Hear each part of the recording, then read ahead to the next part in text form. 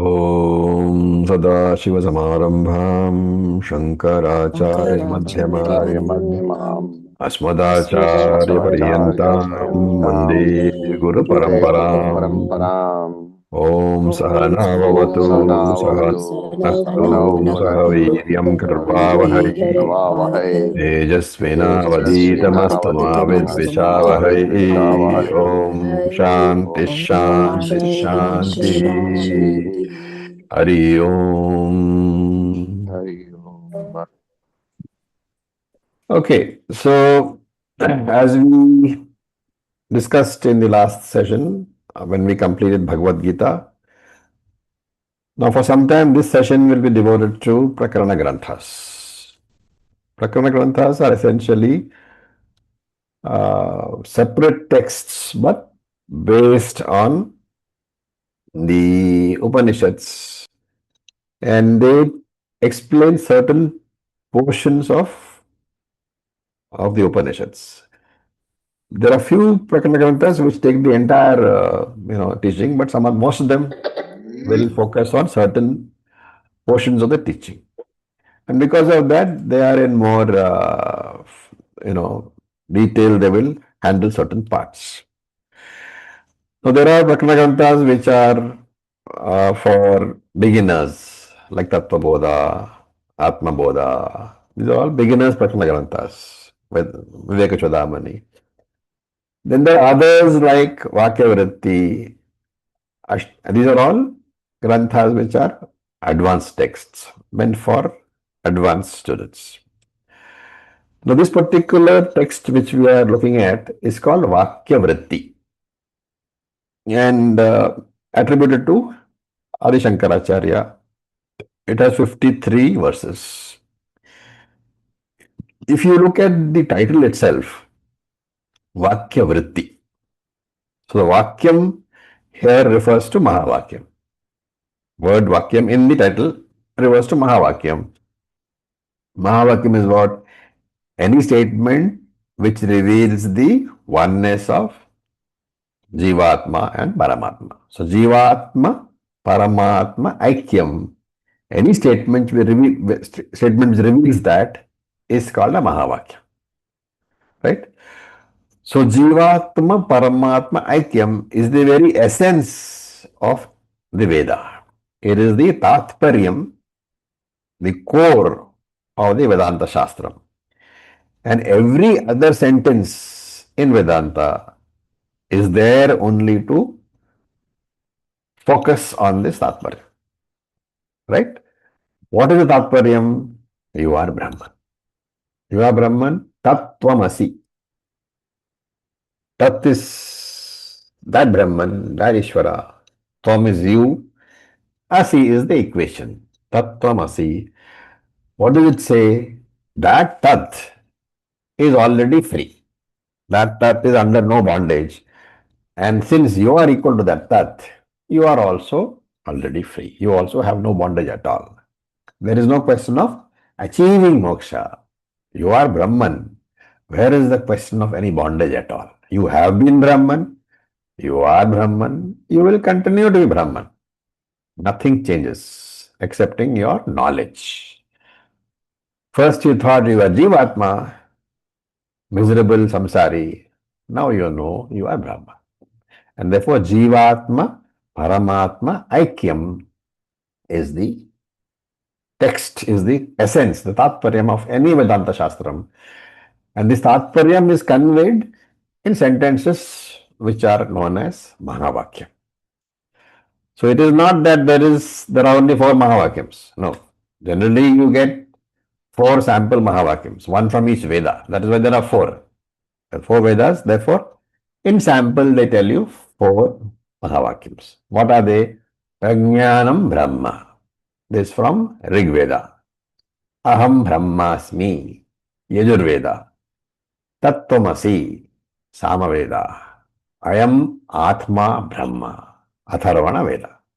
These are the four Vakyams generally quoted for the purpose of showing that there are Mahavakyams. But remember that any Mahavakyam in any of the Vedas, any sentence which will talk about the Jivatma Paramatma Aikyam, is a Mahavakyam, right? Now, out of these four Mahavakyams, the most analyzed one is which? Tattvamasi. So that is as far as the Vakyam goes. Now look at the next part of the title. We are still on the title. So Vakyam we have said is Mahavakyam. What is Mahavakyam? We have discussed. How many Mahavakyams we have discussed? The sample Mahavakyams are also there, out of which normally the one which we take for analysis is Tattvamasi. Now look at Vritti, the next word in the title. Vritti has several meanings, right? A thought is called Vritti. For example, Gata Vritti, the thought of a pot, right? That is Gata Vritti, that's called a Vritti. Thought is a Vritti. That is the normal understanding. But there is a different meaning of Vritti, which means a brief analysis, right? So again, since we are talking about brief analysis, there are also texts which do elaborate, detailed analysis. So a detailed analysis is called a Vyakhyanam. These are all words which we should remember. A Vyakhyanam is a detailed analysis, a very comprehensive analysis, while a brief analysis is called Vrittihi. Right? For example, Viveka Chudamani also has a section which deals with Mahavakya. That's a very detailed one. So it's a Vyakhyanam over there. Panchadashi Prakarana Grantham, which we have not yet done. The Panchadashi sixth chapter also deals with the analysis of the Mahavakya. This is also Vyakhyanam, detailed one. Right? But here it is a brief analysis. In this text, only 53 verses. Analysis is very brief and therefore it is a Vrittihi. So Vakya Vrittihi, a brief analysis of the Mahavakyam. It means that. When you say Vakya Vrittihi, a brief analysis of the Mahavakyam. And which Mahavakyam? We are talking about the most popular one from the Samaveda, which is Tat Tvam Asi. Now, if you look at a Mahavakyam, essentially it is an equation, right? Asi is the equating idea. So, Tat is equal to Tvam. Equal to sign is represented by the word Asi. You are that. The Tat equal to Tam. Now, why is a equation necessary? An equation is necessary when on the face of it there is a seeming difference in the two sides of the equation. There is a seeming inequality. In the equation, for example, if you want to say that 4 is equal to 4, there is no equation necessary. 4 is 4. It is a tautology. It is there. Right? You don't need equation. But when you say if 5 plus 3 is equal to 12 minus 4, on the face of it, what do you see? On the left hand side, there is a 5, there is a 3, and there is a operator which is plus. So 5 plus 3. One number 5, one operator plus, one number 3. On the right hand side, there are two numbers 12 and 4, and the arithmetical operator is minus. So 5 plus 3 is equal to 12 minus 4. All components are different. All the individual components 5, 3, 12, 4 plus minus. They are all 3 and therefore it needs to be explained. That is why there is an equation. Now if you look at 5 plus 3 and resolve it, it comes to 8. You look at 12 minus 4 and resolve it, it comes to 8 and therefore its left hand side is equal to right hand side. Similarly, in the Jivatma Paramatma equation, the Jivatma appears completely different from the Paramatma because Jivatma is born, he lives a miserable life, he has sorrows, he has happiness, and finally he dies. which is completely different from Paramatma, right? And therefore, on the face of it, the equation doesn't seem to apply. You cannot say Jivatma is equal to Paramatma because you perceptually, Pratyaksha viewpoint, they seem to be different. But Shastra says they are essentially the same because Shastra says Tat Tvam Asi. And therefore, this text is a vritti, also called a Laghu Vyakhyanam. Laghu Vyakhyanam means a small explanation, a mini analysis of the Mahavakya. Okay.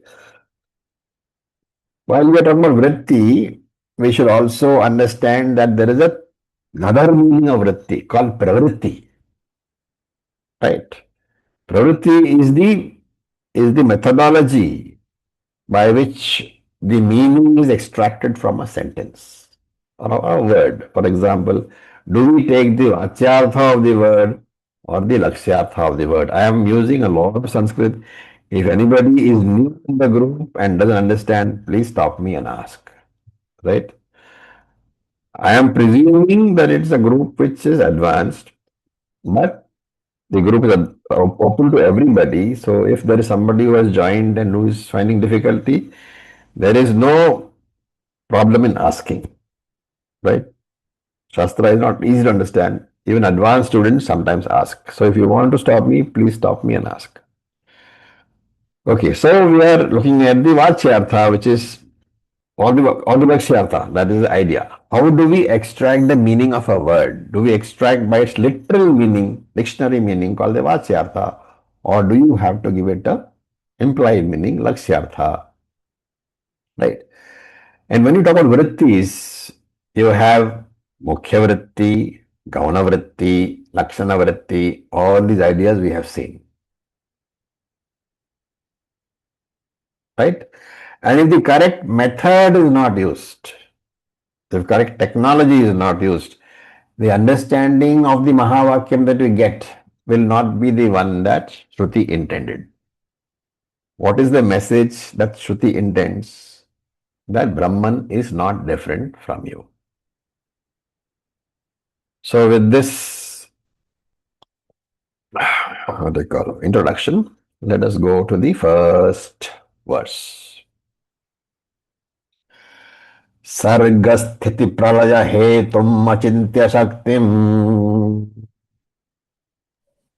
सर्गस्थिति अचिन्त्य सर्गस्थिति सर्गस्थिति प्रलय हेतुम अचिंत्य शक्तिम हेतुमचिन्त्य सर्गस्थिति प्रलय हेतुमचिन्त्य शक्तिम् सर्गस्थितिप्रलयहेतुमचिन्त्य विश्वेश्वरं विदित विश्वम अनंतमूर्तिम विश्वेश्वरं विश्वेश्वरं विदितविश्वम् अनन्तमूर्तिम् विदितविश्वमनन्तमूर्तिम् निर्मुक्त बंधनम अपार सुखांबुर बुराशिम निर्मुक्तबन्धनम् निर्मुक्तबन्धनम् अपार अपार सुखाराशिम् सुखाम्बुराशिम् निर्मुक्त बंधनम अपार सुखांबुराशिम निर्मुक्तबन्धनम् निर्मुक्तबन्धनम् अपार अपसुखाम्बुराशिम् श्रीवल्लभं विमलबोधघनं Namami श्रीवल्लभं विमलबोधघनं Namami Okay, so the first two verses, they are Mangala Charanam because in our tradition you start any work with a offering Namaskara to Bhagavan and the Guru. So the first verse is Ishvara Namaskaram, second verse is Guru Namaskar. What are they meant for? They are meant for showing respect and removing obstacles for the teacher and the student. Right? For Shankara, what does he want obstacles to be removed for? For the project in writing the text. That his project was to write the book, the text. And therefore, when he has composed the sloka, his idea is that for himself, he should be able to write the text without any obstacles.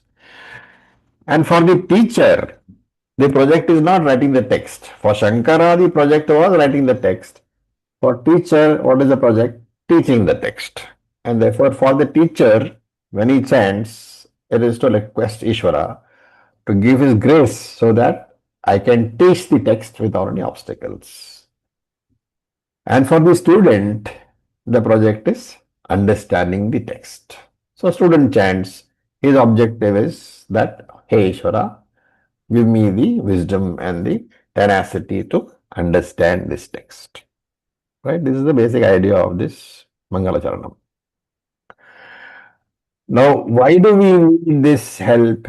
Because obstacles can be drishya or adrishya, can be visible or can be hidden. In the case of adrishya pratibandhaha, hidden obstacles, only Ishvara's grace can help. Right? So that has to be invoked. Now, Sri Vallabham Namami. Vallabham literally means dear one. Right? So, dear one, are you guys able to hear me? Yes. Because there's a sudden pop up on my thing, so I was wondering.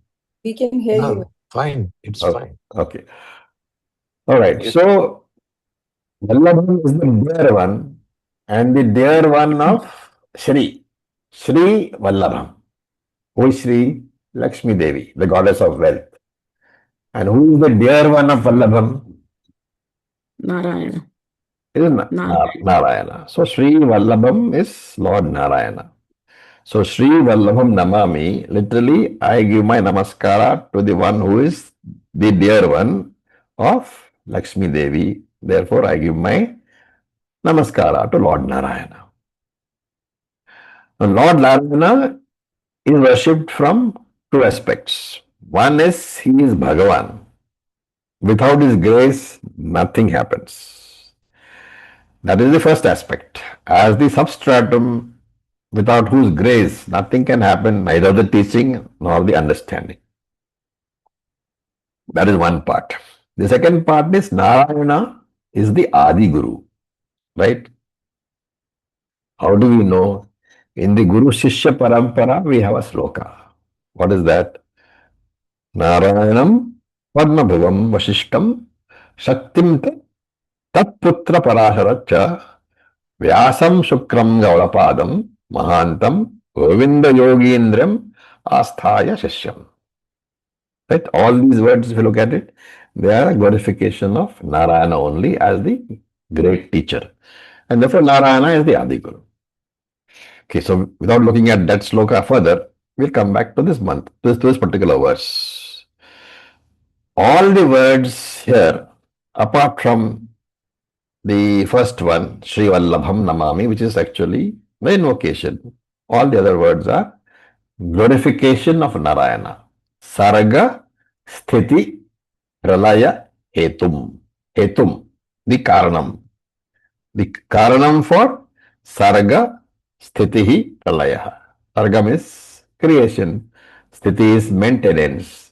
Pralaya is destruction. So that Lord Narayana is the cause of the creation, maintenance, destruction. You can say creator, maintainer, and destroyer of the universe. Now, normally, Karanam is of two types, Upadanam and Nimitta Karanam. Right? And again, in the case of normal creation, not being the Jagat,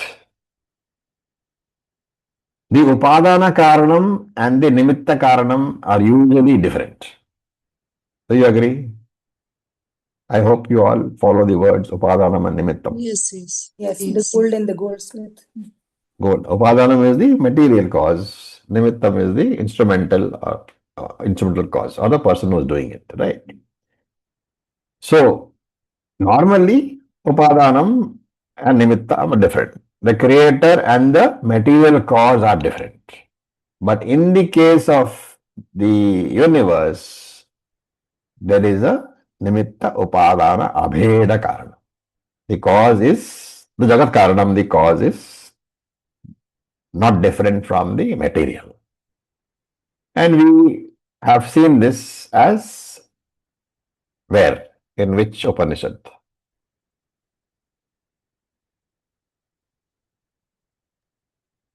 Spider. Which Upanishad? Yathornanabi in Mundaka. only. So, yes, Utvanabhi. So that's, I'm going by the assumption that all of you all know. If somebody doesn't know, you have to ask, okay? So spider, as mentioned in the Mundaka Upanishad, is Abhinna Nimitta Upadana Karana. Is the non-different material as well as the instrumental cause. Similarly, the Ishvara is also Abhinna Nimitta Upadana Karanam, non-different material cause as well as instrumental cause. As the creator and the material cause of the creation, Ishvara is. And because the creation is infinite, Ishvara needs to be Sarvajnaha, omniscient, all-knowing, and Sarva Shaktiman, having complete power, omnipotent. So Sarvajnaha, Sarva Shaktiman, omnipotency and omnisciency are necessary for Ishvara because that knowledge and that power are required for creation of the infinite universe. So if Bhagavan has to create this huge infinite universe, therefore only Achintya Shakti, inconceivable power. Shakti is Maya.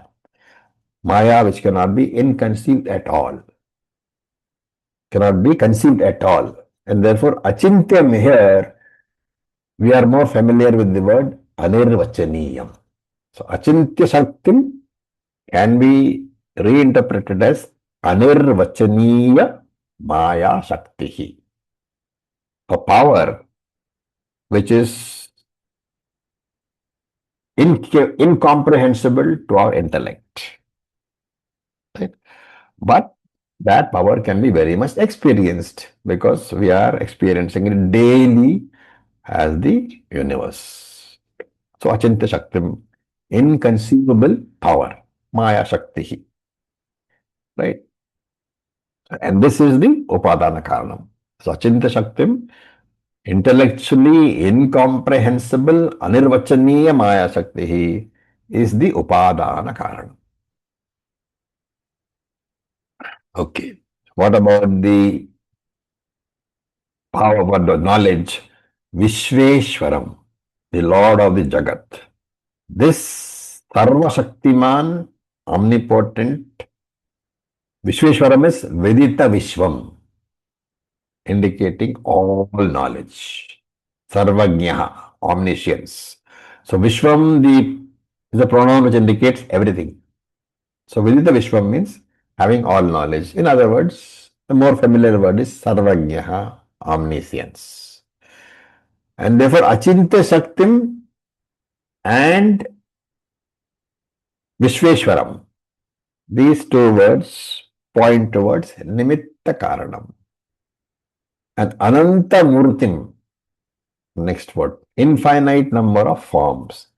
This is the Upadana Karanam because it is the Upadana Karanam Maya which transforms into all forms. Ananta Murtihi, Ananta Karyam, infinite number of forms. What is the corollary? It is Ishvara himself who creates the universe out of himself. Therefore, if you want Ishvara Darshanam, what do you have to do? Look in around. everything. Open your eyes. Jagat Darshanam is Ishvara Darshanam.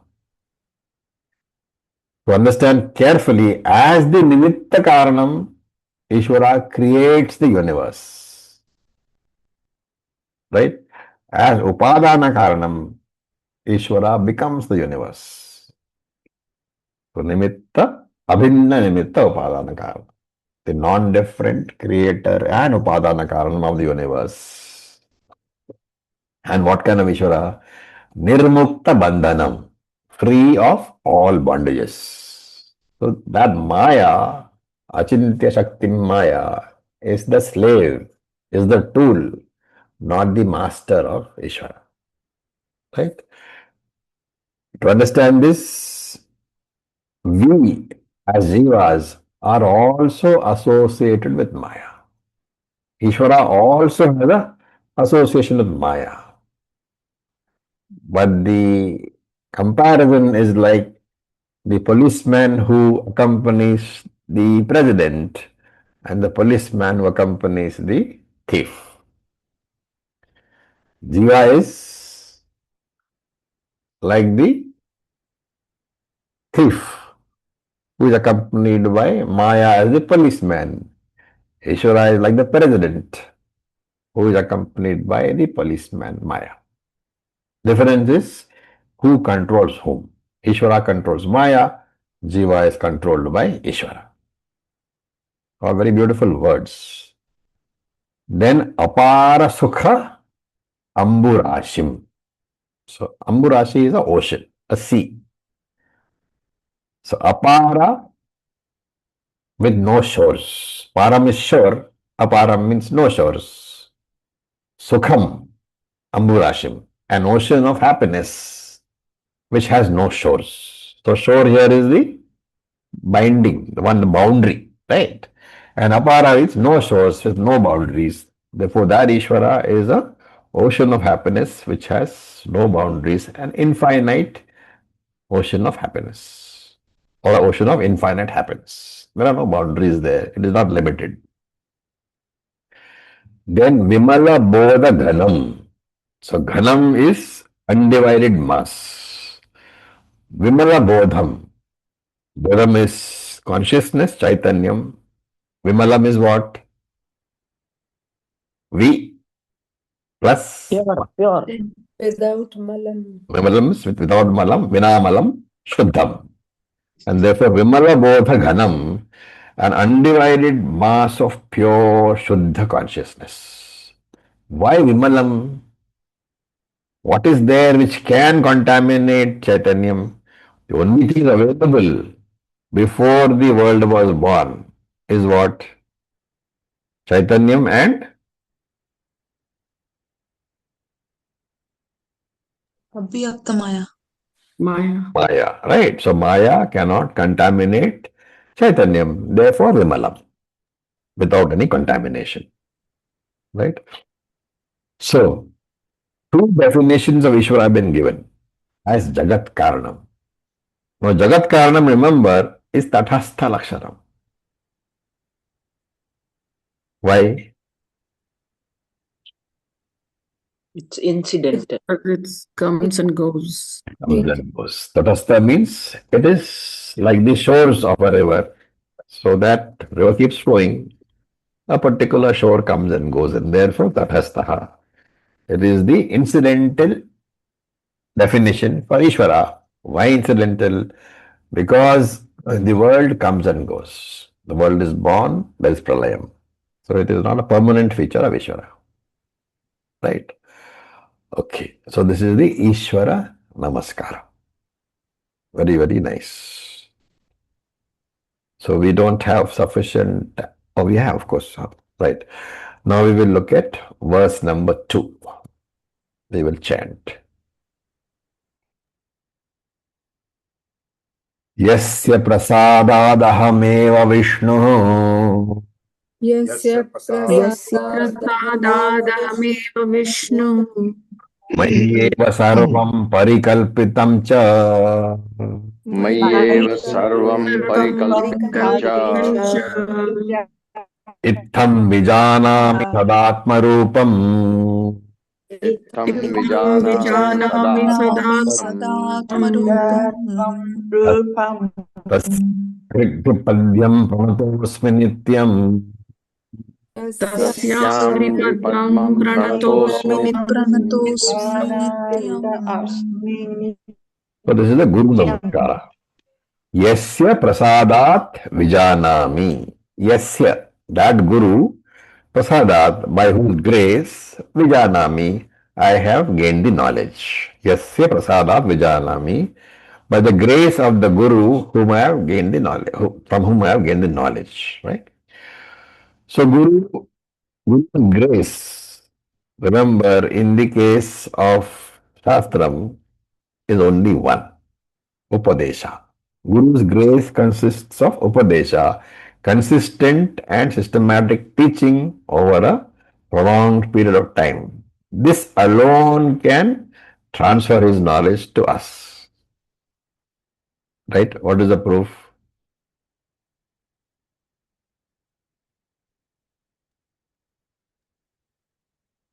Krishna spent how many chapters discussing Tattvamasi? 70. slokas. 700 slokas. 18 chapters. No other method is possible. Right? And what is this process of transfer of knowledge? That is a anatma atma discussion. When you do anatma atma discussion, first you talk about anatma. Anatma is what? Superimposition. Therefore, first you superimpose, first adhyasa, and then you have to dismantle that superimposition by negating it. Therefore, the process is adhyasa, then apavada. Apavada means the negation of the adhyasa which was introduced. So, first you introduce the adhyasa, the universe, and then you negate the adhyasa, apavada, which establishes that there is no universe apart from Brahman. Therefore, giving Jiva Paramatma Aikya Jnanam. There is no other method. No meditation, no sudden, bursts of knowledge. You have to systematically undergo the teaching. Right? So, Itham Vijanami. Itham means in this manner. In which manner? In the manner in which my Guru has taught me by doing Adhyasa first and then Apavada. In this manner, Vijanami, I have known, I understand. What? Ahameva Vishnuhu. I alone am Vishnuhu. Right? What is Vishnuhu? Sarvam Vyapnoti iti Vishnuhu. That is the definition. That which pervades everything, that is Vishnu. What pervades everything? Brahman. Brahman alone. Nirguna Brahman pervades everything. Not Saguna Brahman, not Lord Narayana. Right? Therefore, this itself is a Mahavakyam. I alone am Vishnu. I am that Brahman. I am not a miserable Jivatma. I am Brahman. I am not subject to any vikara at all. The Jivatma is subject to Shadvikara. I am not. I am Nirguna Brahman. Therefore, the Aikyam of Aham and Vishnu, Ahameo Vishnu, is Tvam and Tatpadaha, Aikyam. Who is Vishnu? Sarga Sthiti Pralaya Hetum. I can say, I am that Brahman who is the creator, the maintainer, and the destroyer of the universe. And Sarvam Mai Eva Parikalpitam. Parikalpitam means superimposed. Sarvam Mai Eva Parikalpitam. This whole universe alone is superimposed upon me. Parikalpitam. Universe adhyasa upon me, which makes me what? The substratum. I am the Vishwa Adharam. Adharam is the substratum. I am the Adharam, I am the very substratum on whom this entire universe is superimposed or projected by me. And Sadatma Rupam. Okay. Now Sadatma Rupam can be split as Sat Atma Rupam, which means my nature is that of Sat, absolute existence. Sat Atma Rupam. My Atma Rupam, my real nature is Sat, in the form of existence itself. Or Sat Vijanami Atma Rupa. We can add that also. I am always aware of the fact that I am Brahman. I am the consciousness principle itself. And what do? Nityam Pranataha Asmi. I am offering a Namaskara Nityam, all the time. Pranataha, Namaskara Asmi. I am bowing down to this Guru of mine and Tasya Angigraha Padmyam. His Angigraha is the other feet. Padmyam is the lotus. Tasya Angigra Padmyam, his lotus feet. I bow down to that lotus feet. Tityam Pranataha Asmi Tasya Angigraha Padmyam. Padmam. So I bow down to his lotus feet. Why? Because the feet represents transport. And what has happened? Transport is a vehicle. Therefore, the Guru is the vehicle who has carried me in his arms to Jnanam. Without that Guru, I would never have got Jnanam. Therefore, Nityam Pranataha Asmi Tasya Angigra Padma. I am offering my namaskara to this Guru all the time. Every instant that I am alive, Nityam, Guru Namaskara is given. Okay. Now, Guru Namaskara and Ishwar Namaskara over. Now there is a introduction stage from verse number 3 to verse number 10. It's called Upodghata, introduction, right? So you'll read, we'll chant verse number 3. Tapatrayakam santaptaha तापत्रकार्यसन्तप्तः kaschit udvignamanasah कश्चित् उद्विग्नमानसः कश्चिदुद्विग्नमानसः samadhi sadhanairyukta sadgurum paripruchhati. समाधिसाधनैर्युक्तः सद्गुरुं सद्गुरुं परिपृच्छति। परिपृच्छति। So this is a story being presented. Okay. So the preparation consists of 3 parts. First is that we introduce the student. And while introducing the student, we are told what are the qualifications needed for the jnana. Then the Guru has to be introduced to show his qualifications. Then the Guru and Shishya have to be brought together.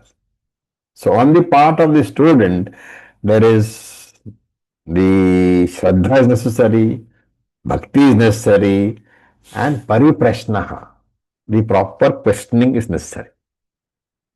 These are 3 qualifications for a student.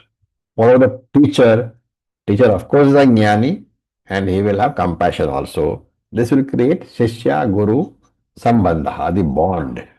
Without that bond, teaching cannot be transferred. Right?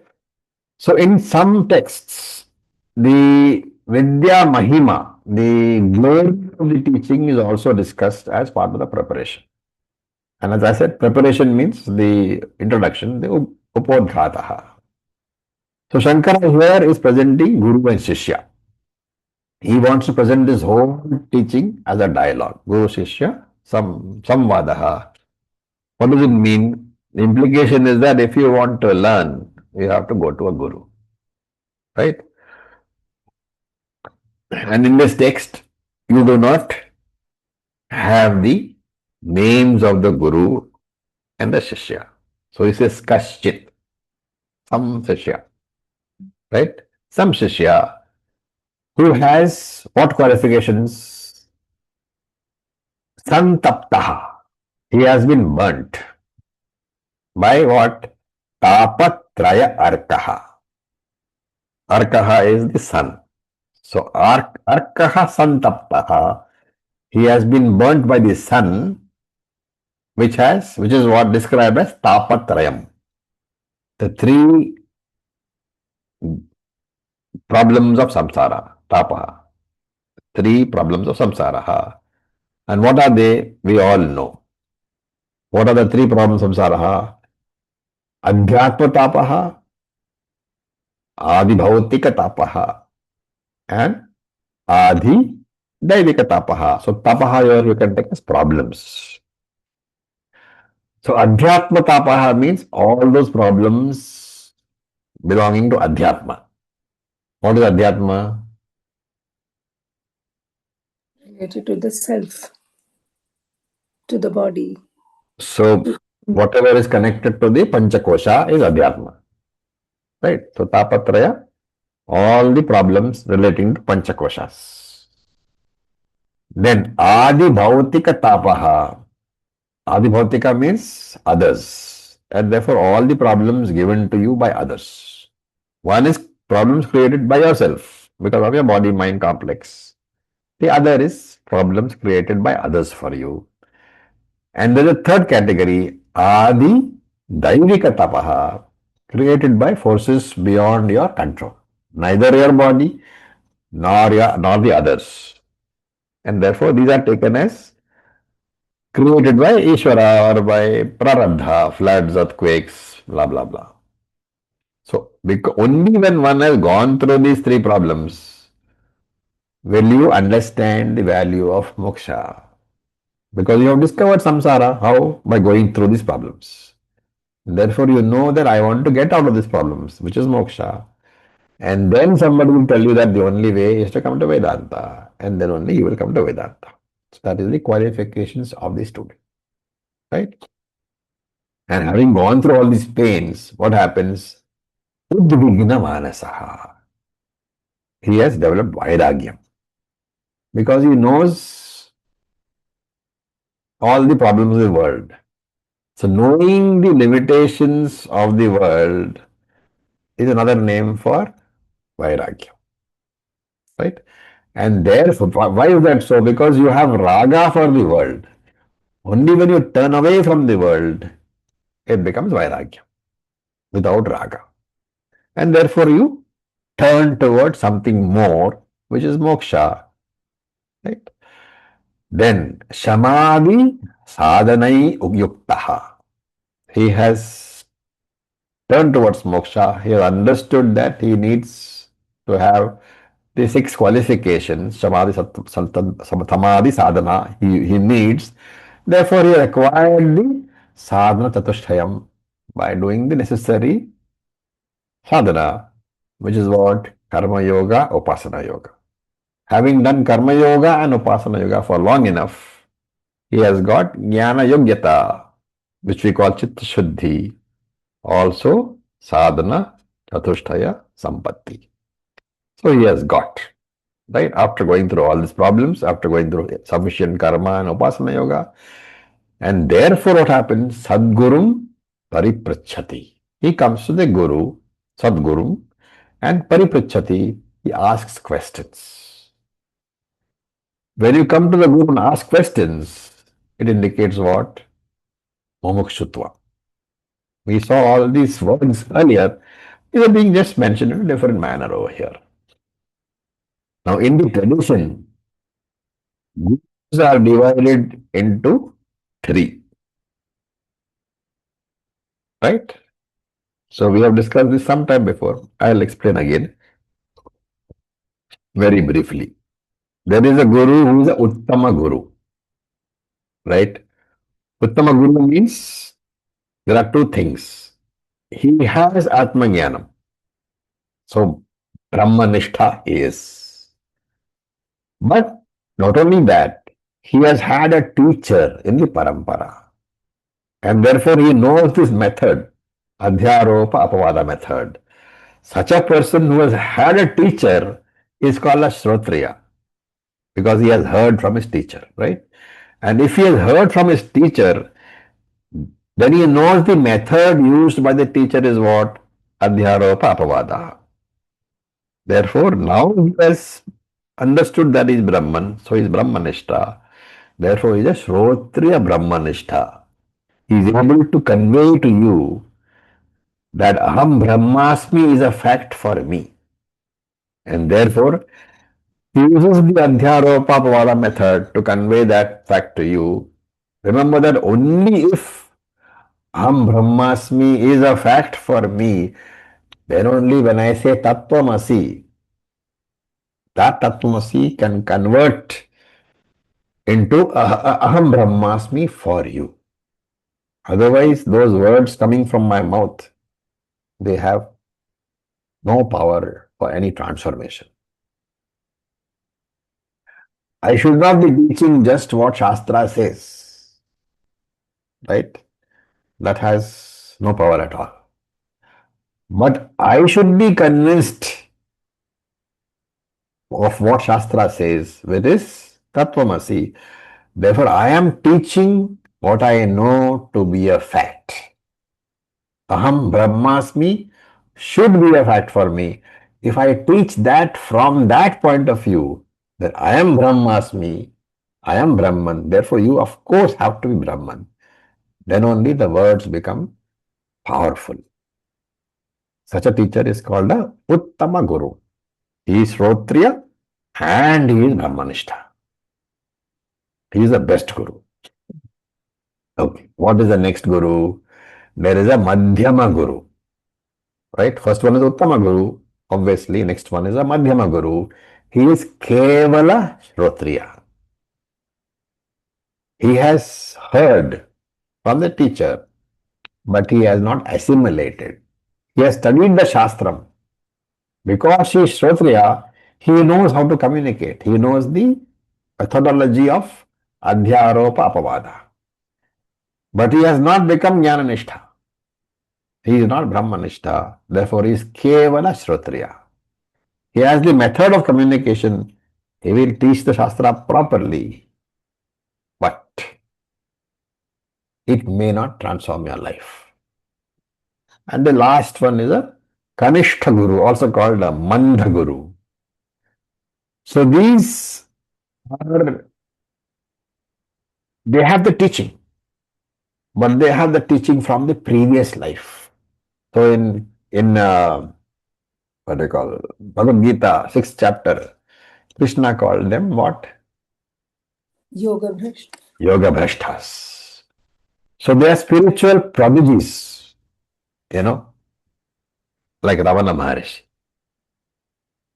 They may have become Jnananishta in this life because Prarabdha has brought them to that. But they don't have the teaching methodology because it was the previous life. The previous life methodology cannot be remembered in this life. They have the Jnanam. So they are Kevala Brahmanishta. They are of course liberated, but they don't have the Adhyaropa Apavada technology to communicate. Therefore, they are also known as mystics.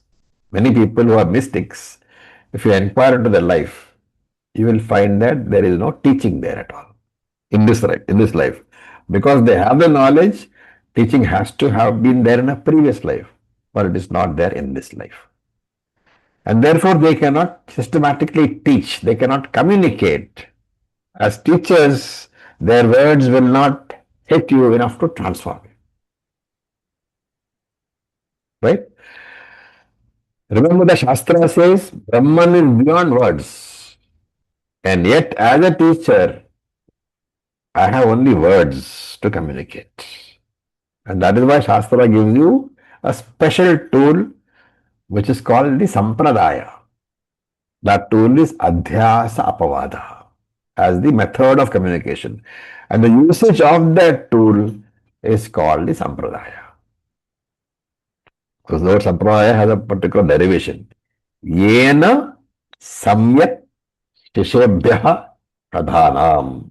That method by which the Jnanam can be transferred to the Shishya without any miscommunication.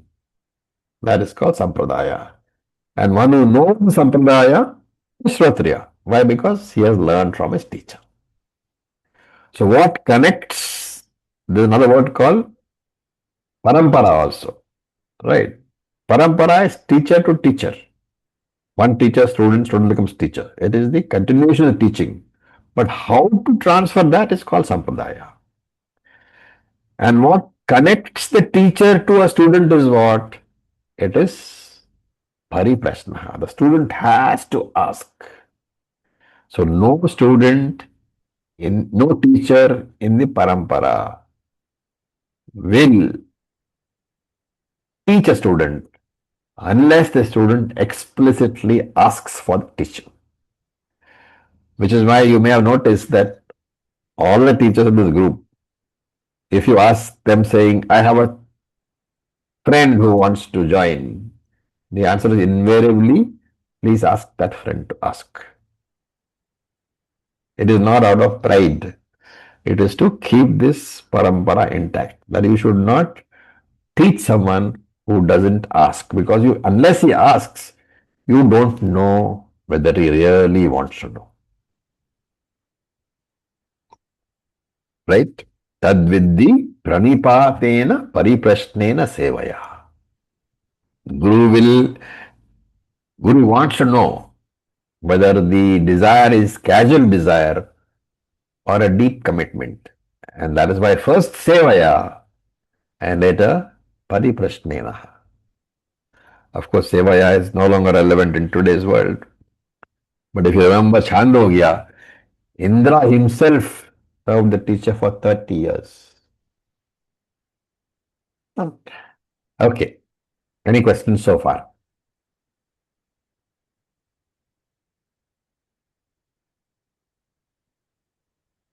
All right. We go to. Seems very Om. Sorry. Yeah, tell me. No, it's just a feeling that I got because coming after 18th chapter, it seems very much in continuity because you just studied in 18th chapter the qualification of a student and the teacher. All that. Yes, that is true. Okay, we will chant verse number 4. Anyasena yena smat अन्यासेन येनास्मात् मुच्येयं भवबन्धनात् मुच्येय भवबन्धनात् तन्मे संक्षिप्य भगवन् तन्मे संक्षिप्य तन्निप्य भगवान् भगवन् तन्मे संशिक्ष्य भगवन् तन्मे तन्मे संक्षिप्य संक्षिप्य भगवान् भगवन् केवलं कृपया वद केवलं केवलं कृपया कृपया वद So this is, you have to add over here, Shishya Ovacha. Hey Bhagavan, O Guru, O Lord, which of course indicates Shraddha and Bhakti. Kripya Vada, please teach me. So that is the question. He has asked, please teach me, indicating that he has come to learn. He comes to moksha. He is not seeking blessings or anything. He says, I want moksha. Right? Vada also indicates that please teach me. Shravanam is the only means. So there is no intuition, no meditation, nothing can give you jnanam. And kevalam kripya. So this shows that the student knows that it is only out of the compassion of the teacher that he will teach. The teacher does not need to teach, but it's out of compassion that he teaches. So another idea is conveyed that what the teacher is giving is priceless. So it cannot be in the nature of a transaction. No Shishya, however wealthy he is, can offer payment. Therefore, only out of compassion will the Guru teach. Tan me. Tat me. Teach me that, which is that the means of getting moksha. Teach me the Atma Jnanam. Samkshipya. Please teach me in brief. Right? Because the student knows that teacher has many students, he has many other things to do. He is asking for a very elaborate teaching. So he says, Samkshipya, please teach me in brief. And what is that? Yena muchye, by which teaching I will be muchya, freed from anayasena, how effortlessly, anayasena, effortlessly, yam asmat bhava bandhana. Bhava is samsara. Bhava bandhanam is bonds of samsara. Iyam asmat bhava bandhanat. From these bonds of samsara which I am experiencing, please free me from that effortlessly by giving me the teaching which will do so. Right? Bhava also means change, right? If my mind constantly changes according to everything around me, then it is forced change. That is also called bhava, samsara. Bhava has also another meaning. Bhava means to be, to exist. Hence you will find Shiva also sometimes referred to as Bhavaha. Right? But here, Bhava is the change which happens in me because of samsara. What change? Because everybody around me decides what I should feel. Right? They will tell me something, they will praise me, they will curse me. With every one of those words, my emotions are changing. Therefore, bhava bandhanat, from these bonds of samsara, which I am experiencing every instant, please let me be free. So this much is for today. Any questions? Yeah, one word. Yenasmad namuchyayam. So is it the uh, combination of the three words? Yena asmat uchyayam. Correct. Yena asmat muchyeyam muchye ayam bhava bandhanat. Acha, it is not yena asmat. Yena asmat bhava bandhanat Okay. muchye. So you want the Muchye. first thing, yena yam asmat bhavabandhanat muchye. Yena refers to that teaching. So Yam muchye means uplift. muchye means freedom. Acha, freedom. Okay. So yena, by that teaching, yam asmat bhavabandhanat muchye. These bonds of samsara, I should be free. And how? Okay. Thank you. Anayasena, without effort. Without. Okay. Thank you. Okay. Any questions? Acharyaji, Yeah. just one thought that came into my mind when we discussed the spider example. Mhm. We say that it is abhinna nimit upadan karanam example. Yeah. Can we also say that every mother is also the same? She is giving birth to a baby, whether it is human mother, animal mother. She is also abhinna upadan karanam. Because it doesn't dissolve into you. Okay. But okay. Okay. All right. Thanks. Yeah, got it. Okay. So with this, we'll stop for today. Thank you for your patience. Om Purnamadah Purnamidam Purnat Purnamudachyate Purnasya Purnamadaya Purnamevasishyate. Om Om Shanti Shanti Shanti Shanti Shanti. Shanti. Shivaya. Om Tat Sat Namah Shivaya.